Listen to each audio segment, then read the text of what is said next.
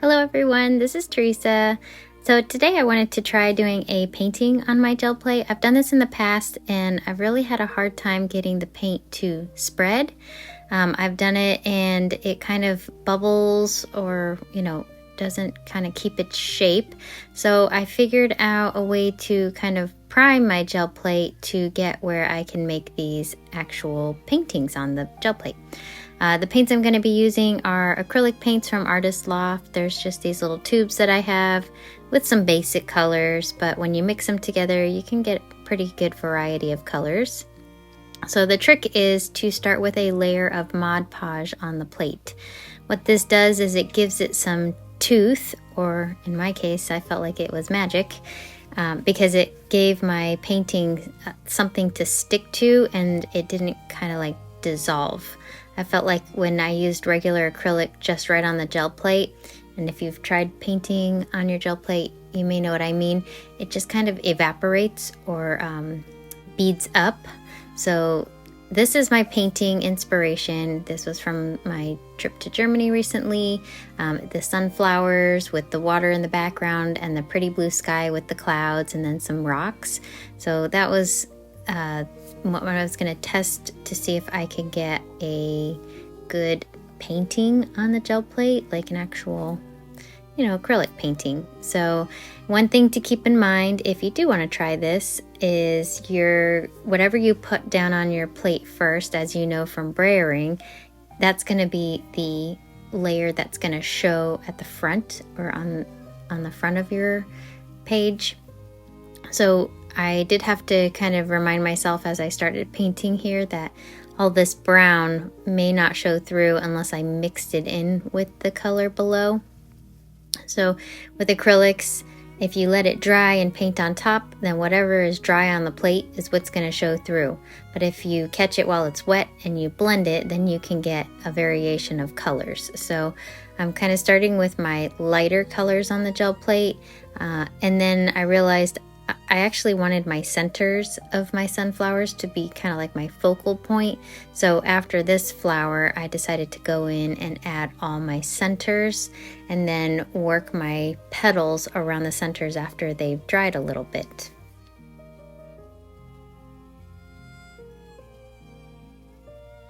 So I'm just kind of roughly following the painting or the photograph that I am using as my reference. And I did realize it was going to come out backwards from what I was copying, but that's fine because it didn't have any words in it or anything. So as long as it's just landscape or imaging, then it shouldn't be a problem if it comes out backwards.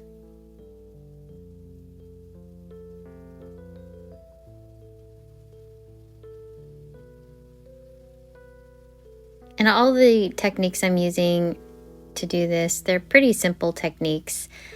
What inspired this was I wanted to try to see if I could get kind of like an Impressionist painting on the gel plate. I don't think this really constitutes as Impressionism, but it does have a lot of the strokes that do show through in the final painting. So maybe a little bit, not quite as elaborate as, Van Gogh or anything. But being that this was my first tester painting to see if I could get real actual images painted, I think that this was a fun one to try first.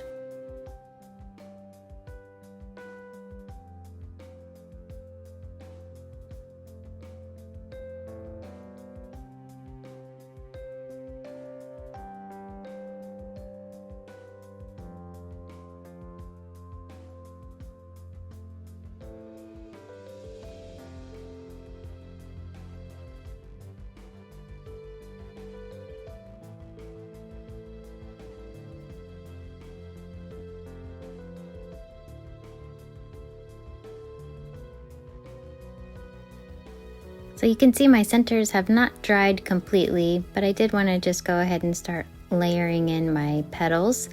I decided to kind of lighten up this light yellow with some white so that I had some really bright yellow to put down first, and then I was going to layer the darker yellows behind the bright color.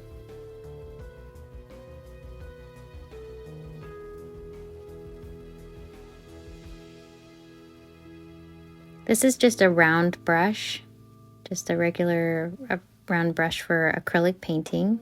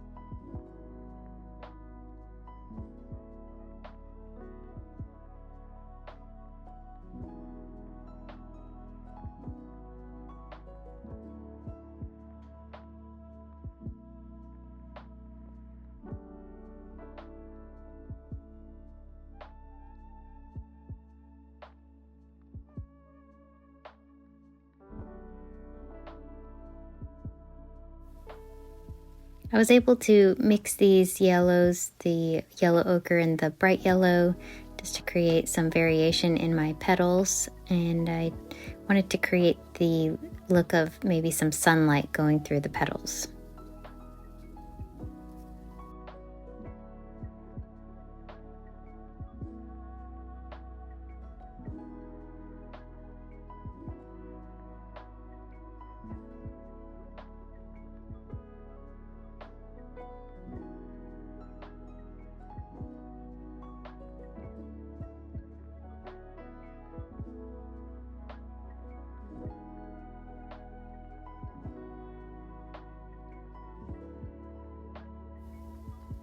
Next up, I'm going to add the water. In my little reference photo, there is just like a tiny little triangle of water, so I'm just kind of painting a little bit of blue, and I'm not painting it in entirely. I'm leaving some open spaces on purpose because I want to make sure I can put different colors in there. While that layer dries, I'm going to go in and create this little rock feature, and I just mixed up some black and white to make some gray, and I mixed a little bit of the blue that was already on my paintbrush in with it, and I'm just kind of blocking in some rock shapes on top of each other here, and this is also in my reference photo. I'm not being very precise to my reference photo, I'm just kind of making it look like a rock formation. And then to color it in, I'm just using some white, a little more white mixed in to give it a lighter gray. And then I will go in the edges of the rocks and put in the black so that I get a nice light to dark variation in the rocks, just to give it a little bit of a 3D look. So this reference photo was taken at one of the castles that I visited in Germany. The castle was called Schloss Schwerin, which is in, I don't know if it's in Hamburg, but it was about maybe an hour away from Hamburg where we were staying. And it was a very beautiful castle, and it has a lot of really beautiful gardens surrounding the castle, actually all around it. And then it's surrounded by water, at least on 3 sides, and the parts that have the water, it's actually open to the community for boating, there were lots of sailboats out on the water, kayaks. It was a very windy day that we went, so I don't know how the kayaks were managing, but maybe they're used to it. And it was also kind of chilly out, but you know, that's North Germany for you. And then they had this other little area of the garden that led to almost like these arbored hedges that you could walk through, which was really cool. So it was like you were just walking through these green hedges, and they had them on either side of this little garden that was like a butterfly garden. And then of course it was a nice picture moment because then you could see the castle in the background. So it was very, very neat. They were doing a little bit of work on this castle when we went to visit, but it was still very beautiful. And for most of the sides, you can see different times that they built on this castle because they didn't all match. It looked like certain parts of it were built at a different time than other parts, but still really cool. It had a lot of gold, like even on the outside, it caught the sunlight, just the gold on the edges of the castle parts. So yeah, it was really, really cool. And then we did do the tour inside, and you know, one part of it that we went to had like a museum, so it had like paintings and you know, just like old pottery and things like that you could just see what was originally in the castle, and little stories too. And then you got to go to the part where they lived in the castle, so the king and queen, I guess, where they lived. I didn't read too much about them, so sorry, I don't know who they were, but they you know, lived a lavish life and had really nice rooms, and it was definitely castle-like. I think my favorite room that I walked through in that area was like a room that was facing the water and the gardens. It was a circular room, and it was called, I think, like the garden room. And when you looked in the room, you couldn't actually go in, you could just look in. It looked like it had these little openings, doors or whatever, that kind of had tiny little terraces where they might have put garden features, like maybe plants and things when they were living there. So I thought that was a really fun room. Back to my painting here. So I've filled in some of my clouds, and I'm going back over my little water area, keeping in mind that first layer that dried on there is pretty much what's going to show through, except for the parts where I let a little bit of the gel plate show through. So what I'm layering in the back is just going to be a little more color that might show through. And then here on the clouds, I didn't want to ruin the whiteness of the clouds because I know I'm gonna go over this with my blue sky. So I'm putting another layer of white behind the clouds so that they keep their whiteness once I paint over these. And I will let those dry completely. And as I was painting these in, I knew for the bottom part where the sunflowers were, I was going to do a similar thing with the leaves and the greenery. So I'm gonna, not at this point, but I am gonna go in and put white on the backs of all of my sunflowers again, just so that the parts that have a lighter amount of paint will keep their integrity of the yellow versus being mixed with green.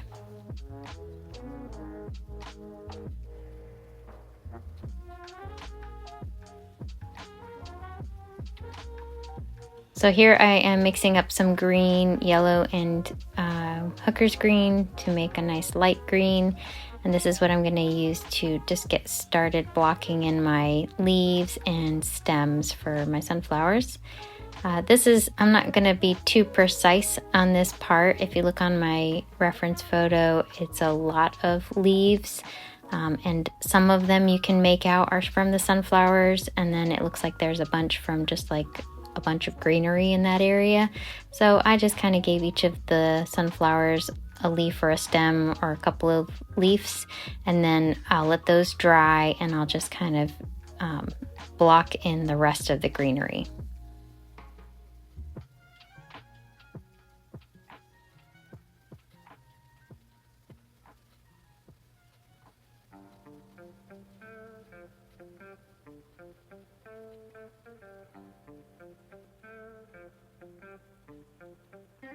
This kind of painting kind of reminded me of watercolor painting, where you have to consider where your lights or whites are going to be versus your traditional acrylic painting where you can add the whites afterwards. When you're painting on the gel plate, you just have to kind of paint backwards a little bit, which I always feel like watercolor painting is painting backwards a little.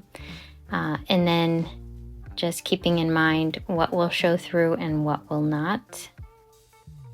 Like, I don't think this green, unless I blend it, will show through, the darker one. But if I put it directly onto the plate, then it will show through.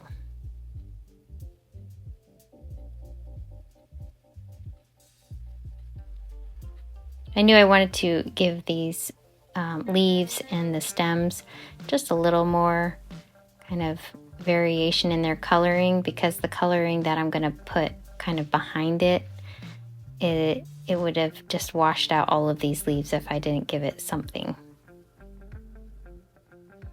So here I'm going in and just putting white on the backs of all these sunflowers. They are all dry at this point. You just want to make sure you don't do this part before they dry, or else you'll just mix your colors.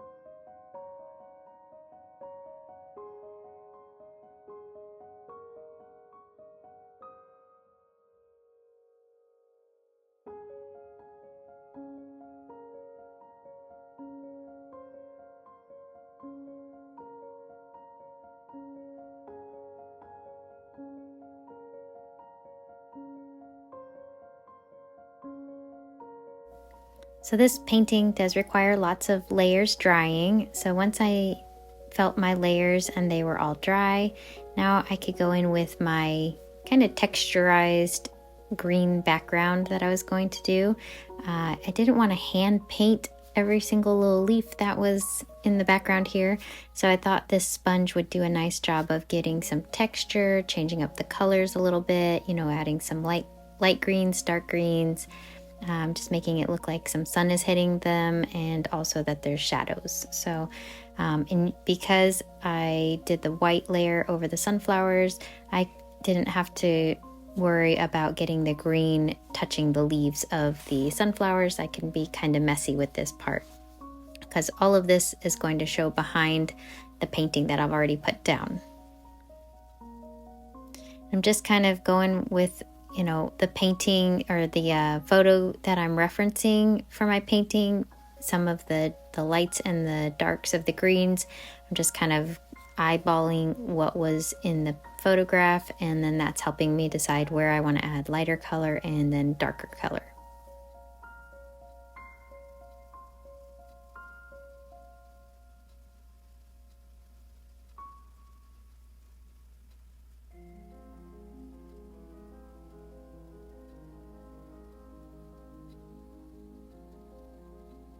Up here where the water is, again, you won't see the parts that are showing behind this water scene, so only up until, and same for the rocks.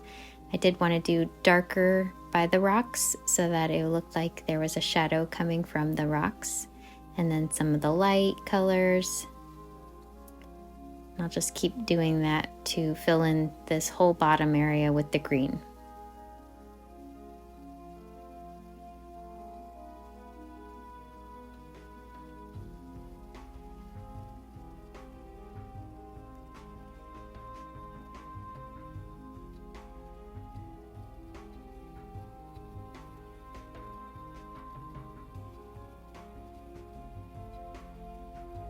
I'm going over some of the first areas I did just to make sure I have green all the way throughout.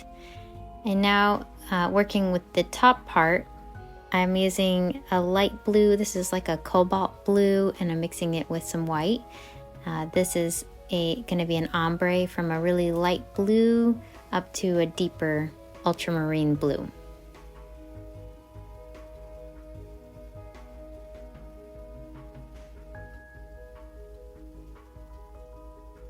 And the sky that day was so pretty, and the clouds, they just looked so perfect, like they were just a painting. And it was all so beautiful and serene.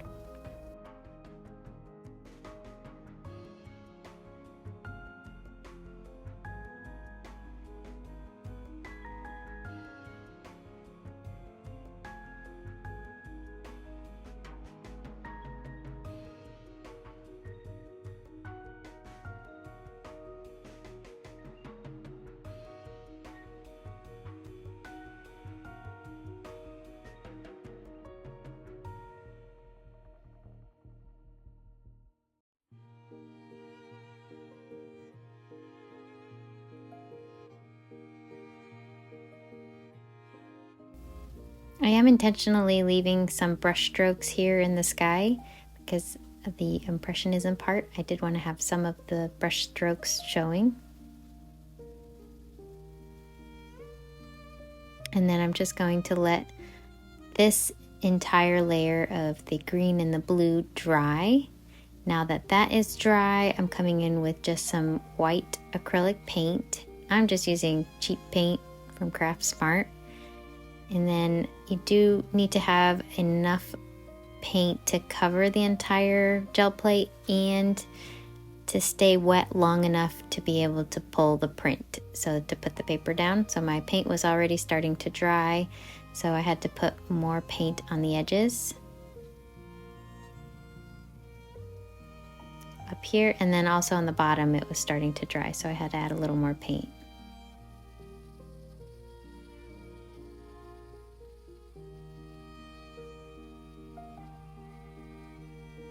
You don't want to overwork it at this point because you don't want to start removing the paint from underneath the layers.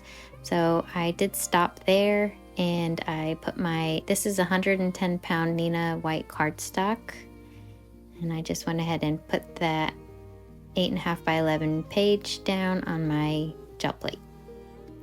Pressed it in, and I made sure to focus on the edges and the corners, because those are the spots that are easily missed if you don't press down on them. I let this dry for probably about 10 to 15 minutes. And it did transfer really nicely. Some of the edges were trying to come up, but you can see here, only one little sunflower missed a little bit of paint on the gel plate, but otherwise it was a really clean print, and you can see it looks like a painting.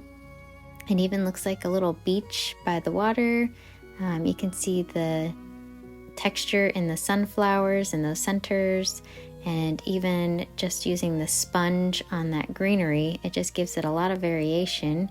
The rocks look pretty cool, so this is my reference photo again. Of course, it's not perfect, but this is the goal was to see, can I make a painting on my gel plate? And I think I succeeded and made a painting on my gel plate. So I was really happy with this result, and it did remind me of where I was visiting the castle in the area that had rocks and sunflowers. So I hope you enjoyed, and thanks for sticking with me to the end. I will see you in the next video. In the meantime, happy crafting.